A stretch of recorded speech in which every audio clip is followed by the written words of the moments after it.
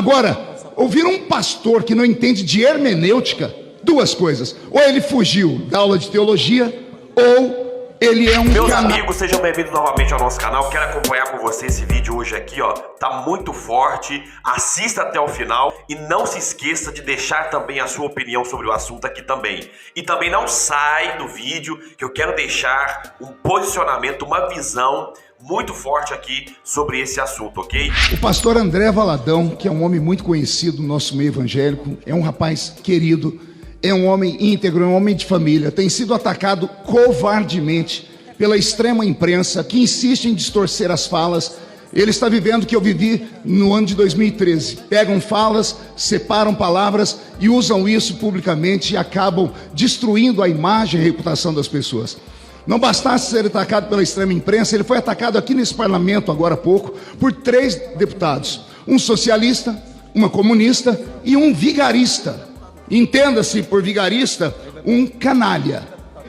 Eu até entendo um socialista ter problema de cognição, porque o socialista que atacou o pastor André Valadão aqui chamou a minha mãe aqui nesse plenário certa vez de prostituta, uma mulher negra e analfabeta.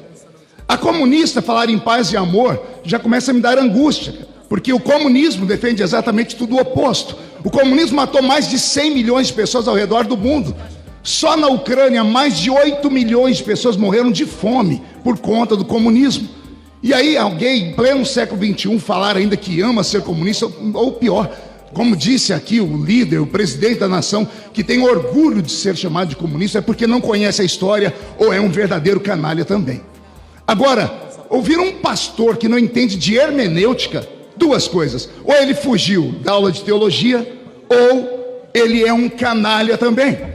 Porque vir falar que o pastor André Valadão, em um culto dentro de uma igreja, repito, em um culto dentro de uma igreja, ele não estava em um discurso político, ele estava falando para os fiéis dele, citando um texto do dilúvio, mostrando que houve um tempo na terra em que Deus simplesmente desistiu da raça humana por causa dos seus erros, dos seus pecados, e enviou sobre a terra a destruição. Ele deixou claro que Deus não fará isso de novo, porque a graça chegou sobre nós.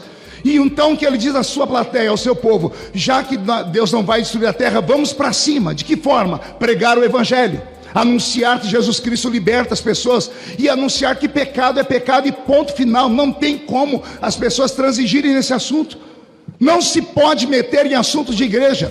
Comunistas entendem de paredão, comunistas e socialistas entendem de distorcer a imagem das pessoas, de destruírem aquilo que as pessoas falam, mas de culto e de igreja não entendem.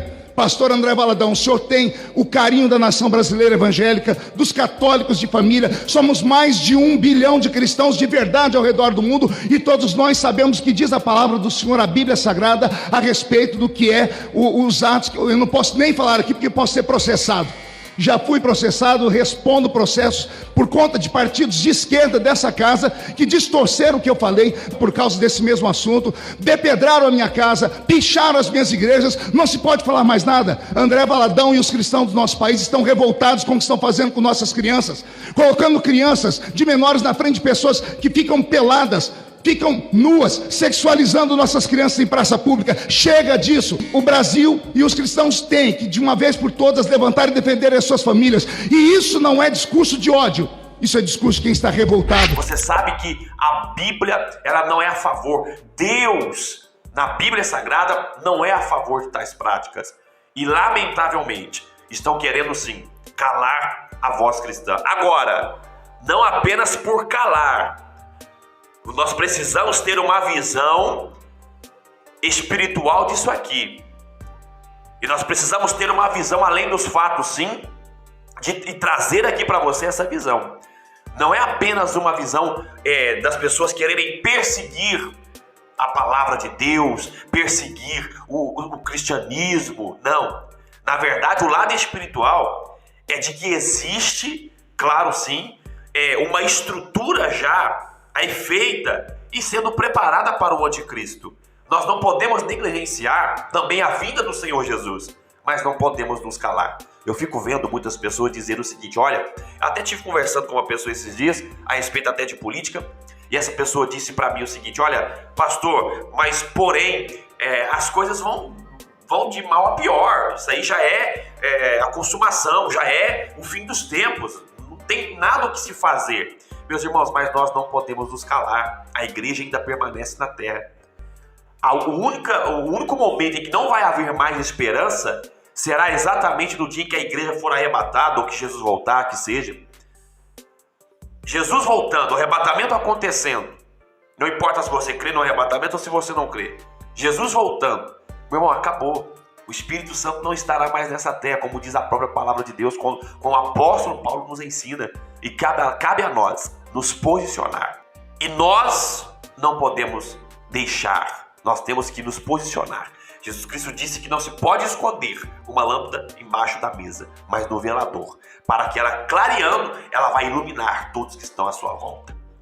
Estão querendo calar toda voz que se levanta não contra as pessoas, não é uma voz tão somente contra uma ideologia, mas uma voz que se posiciona a favor da palavra de Deus e dos conceitos cristãos, daquilo que propriamente a palavra nos ensina a respeito do pecado, a respeito de como deve ser a nossa vida com Deus.